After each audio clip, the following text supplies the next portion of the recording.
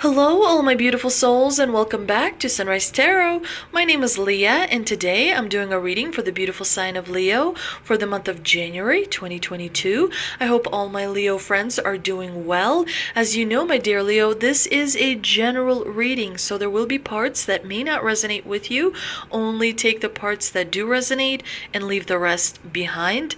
I've already meditated on the cards, I've already shuffled the cards, and this is a spread that I have for you today, dear Leo. In the past position, we have the Seven of Wands, clarified by the Ten of Wands. In the challenging position, we have the Two of Swords, clarified by the Two of Wands. In the present position, we have the Seven of Swords, clarified by the King of Swords. And in the future outcome position, we have a beautiful combination of the Three of Cups, clarified by Temperance.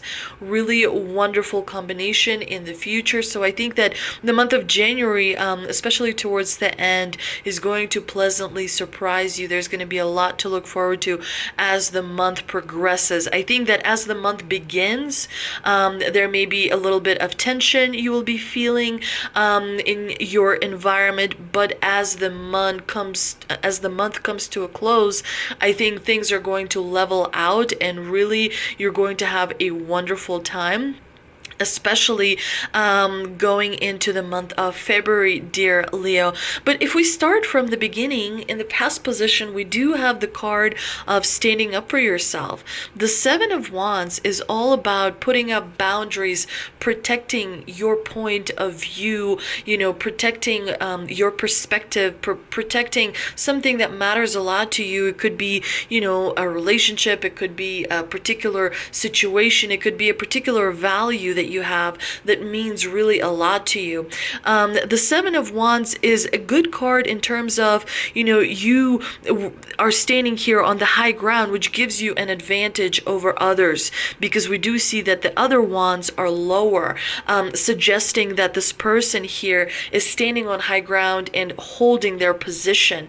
Generally, the Seven of Wands is known, is a card known about getting what you want, but then realizing that whatever it is that you wanted may not be ultimately what is right for you. You know how sometimes we want to be in a relationship, or we want to get a promotion, or we want to relocate somewhere, but then after we get it, we realize that it is not what we thought it was originally. That's why you have the Ten of Wands here. The Ten of Wands is a card of a lot of burden. It's a card of holding the entire world on your shoulders, of carrying too much responsibility, maybe because we promise too much to other people. Yes. When you say yes to others, you say no to yourself. That's important to remember. But definitely the Ten of Wands is a card of burden, and the divine here is suggesting that you do want to make sure to protect what you believe in, but when you take on too much of other people's stuff, you are creating a lack of balance. It's important to remember that the Ten of Wands can bring a little bit of a disillusionment, to our life. However, the good thing is that this combination is in the past. As a result of, this somewhat difficult combination, you received very valuable experience from which you continue to benefit to this day. You received a lot of valuable skills. You received a lot of valuable knowledge, how to proceed forward and achieve your goals and achieve your dreams. On the challenging position, we do have the Two of Swords clarified by the Two of Wands, which is also a bit of a difficult combination, because the Two of Swords is all about having to make a decision, and the Two of Wands is really not wanting to leave, your comfort zone. But if we start from the Two of Swords, the Two of Swords is a card of having to make a decision between two choices that you don't really like, right? And so how do you choose when the options that are available to you are not really that great to begin with? And the divine here is saying that in order to pursue a third option, you need to leave your comfort zone. And in the month of January, it looks like you'll be moving towards leaving your comfort zone, but it is going to take you a little bit of time to do that. The Two of Swords can suggest that you may be having some ongoing disagreements, that don't really get resolved with people that matter to you in your life. And, there may be a little bit of anxiety, and there may be a little bit of worry, and there may be a little bit of confusion as you have to make a choice. We do see the moon here in this particular card, which tells me that you're going to not be aware of all the information. There is a little bit of deception when it comes to the Two of Swords, because we do see the moon, and when the moon appears, things are not as they seem. So the divine here is calling you to make a choice based on, the facts that you already know, and as well as your intuition, because you ultimately know what is right for you deep down inside. I read in some book that the quote that comes to mind that I read in some book is, if you wait long enough, the mind will tell you. And so that's why it's important to meditate. It is important to quiet down your mind, to kind of stop listening to all the noise that may be happening around you, because only your mind, only your intuition is able to kind of guide you forward. And that is important to remember. Now, the Two of Wands is a card of having to make plans and strategize in order to move forward, but it does look like in the month of January, you're not going to be wanting to leave the comfort zone that you've gotten used to. And so, the divine here is calling you to examine the fear of change that you may have, because ultimately change, doesn't necessarily have to be such a bad thing. Anytime we have to leave our comfort zone, we immediately expect that, the change is going to be worse, but sometimes change is actually for the better. So that is definitely something to be aware of in the month of January, dear Leo. Now, in the present position, we do have the Seven of Swords, which is a card of kind of sneaking around. It's a card of getting away with something. And it does look to me like you may be breaking some rules in order to gain an advantage in a particular situation. It could be that you're breaking a little bit of rules in a love relationship. It could be that you're breaking some rules in a work scenario and gaining some advantage as a result of that. You're definitely finding and attracting better environments to yourself in order to avoid gossip and maybe negative people, if you will, because we do see this person kind of walking away from something while holding all these swords, suggesting that this person is actually gaining an advantage. And with the King of Swords in the clarifying position, it tells me that you're going to use your discipline when it comes to logic. You're going to be very rational. You're going to be very clear about what it is that you are wanting to gain.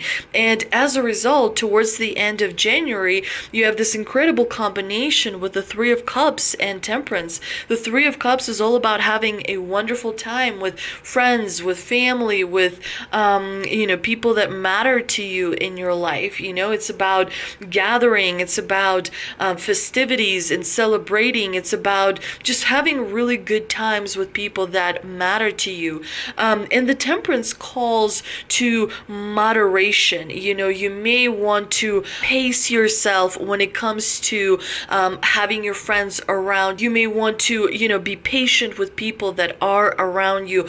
And I know that the patience word is not very popular because people are used to having everything, immediately. But sometimes when you move forward cautiously, when you don't necessarily communicate all your plans to everyone, it's important to keep things to yourself. It's important to test out the waters. It's important to be patient as you're kind of getting to know friends, as you're, allowing them into your life. It's important to progress slowly and cautiously.